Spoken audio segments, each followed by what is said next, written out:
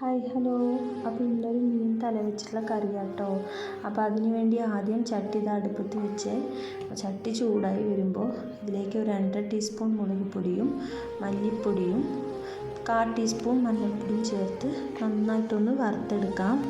അപ്പോൾ ഇത് വറുത്ത് വരട്ടെ. അപ്പോൾ ഇത് നന്നായിട്ടൊന്ന് വറുത്തെടുത്തിട്ടുണ്ട് കേട്ടോ. അപ്പോൾ ഇത് നേരത്തെ ചിരകി വെച്ച തേങ്ങയിലേക്ക് നമ്മളൊരു തക്കാളിയും നമ്മൾ വറുത്ത പൊടിയും കുറച്ച് വെള്ളം ഒഴിച്ച് നമുക്ക് നന്നായിട്ടൊന്ന് അരച്ചെടുക്കാം. ഇതുമാതിരി പേസ്റ്റ് രൂപത്തിലാക്കി എടുക്കണം.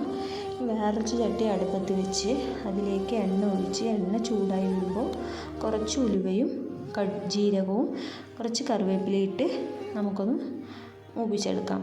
ഇനി ഇതിലേക്ക് അരിഞ്ഞ് വെച്ചിരിക്കുന്ന ചെറിയുള്ളി, പച്ചമുളക്, വെളുത്തുള്ളി, ഇഞ്ചി എന്നിവ ചേർത്ത് നന്നായിട്ടൊന്ന് ഇളക്കി കൊടുക്കണേ. അപ്പോൾ നന്നായിട്ട് ഇളക്കി ഒന്ന് മൂത്ത് വരുമ്പോൾ ഇതിലേക്ക് ഒരു മീഡിയം വലുപ്പത്തിലുള്ള തക്കാളി അരിഞ്ഞതും ചേർത്ത് നന്നായിട്ടൊന്ന് ഇളക്കി കൊടുക്കാവേ. അപ്പോൾ തക്കാളി നന്നായിട്ട് വെന്ത് ഉടഞ്ഞ് വരുമ്പോൾ നമ്മളിതിലേക്ക് നമ്മൾ അരച്ച് വെച്ച അരപ്പുണ്ടല്ലോ, അത് നമുക്ക് ചേർത്ത് കൊടുക്കാം. അപ്പോൾ അരപ്പ് ചേർത്ത് നന്നായിട്ടൊന്ന് മിക്സാക്കി കൊടുക്കണം. അപ്പോൾ നന്നായിട്ട് എല്ലാം മിക്സാക്കിയ ശേഷം നമ്മൾ ഇതിന് മുന്നേ കുറച്ച് പുളി വെള്ളത്തിലിട്ട് വെച്ചിരുന്നു കേട്ടോ. അപ്പോൾ അതിൻ്റെ വെള്ളമാണ് നമ്മളിതിൽ ചേർത്ത് കൊടുക്കാൻ പോണത്. അപ്പോൾ പുളിവെള്ളം നമുക്ക് ആവശ്യത്തിനുള്ള പുളിവെള്ളവും ചേർത്ത് നമുക്ക് നന്നായിട്ടൊന്ന് ഇളക്കി കൊടുക്കാം. അപ്പോൾ ഇതിൻ്റെ ഇടയിൽ ഉപ്പിടാൻ മറക്കരുത്, കാരണം ഞാൻ ഉപ്പിട്ട വീഡിയോ കുറച്ച് സ്കിപ്പായി പോയതാണ്. അപ്പോൾ ഉപ്പിട്ട ശേഷം നമ്മളിത് തിളയ്ക്കാൻ വേണ്ടി ഒന്ന് മൂടി വെക്കാം. അപ്പോൾ അത് നമ്മുടെ കറി നല്ല തിളച്ച് വന്നിട്ടുണ്ട്.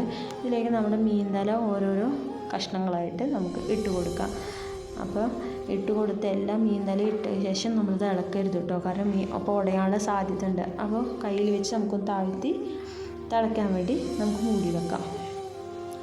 അപ്പോൾ എല്ലാം മീൻ തലയും ഓരോന്നായി ഇട്ട ശേഷം നമുക്ക് തിളയ്ക്കാൻ വേണ്ടി ഒന്ന് മൂടി വെച്ച് തിളക്കട്ടെ കേട്ടോ. അപ്പോൾ അതിലേക്ക് അടുത്ത് ഒരു പാൻ വെച്ച് നമ്മൾ താളിക്കാൻ വേണ്ടി 1 ടീസ്പൂൺ ഉലുവ ഞാൻ എടുത്തിട്ടുണ്ട്. അപ്പോൾ അതൊന്ന് വറുത്ത് മാറ്റി വെക്കാം. ആ ഉലുവ ഒന്ന് വറുത്ത് ബ്രൗൺ കളറാകുമ്പോൾ ഒന്ന് പൊടിച്ച് എടുക്കണം. അപ്പോൾ അതേ പാനിലേക്ക് കുറച്ച് എണ്ണ ഒഴിച്ചിട്ട് ചെറിയുള്ളി നമ്മൾ അരിഞ്ഞ് വെച്ചിട്ടുണ്ട് താളിക്കാൻ വേണ്ടി. ആ ചെറിയുള്ളി നമുക്കിതിലേക്ക് ചേർത്ത് കൊടുക്കാം. അപ്പോൾ ചെറിയുള്ളി ചേർത്ത് കൊടുക്കാം. അപ്പോൾ നമ്മുടെ കറി നന്നായിട്ടൊന്ന് തിളച്ച് വരുന്നുണ്ട്. അപ്പോൾ അതാ നമ്മുടെ ചെറിയുള്ളിയും ചേർത്ത് കൊടുത്ത ശേഷം നമ്മൾ ചെറിയുള്ളി നല്ല ബ്രൗൺ കളറാകുന്നത് വരെ വറുത്തെടുക്കണം കേട്ടോ.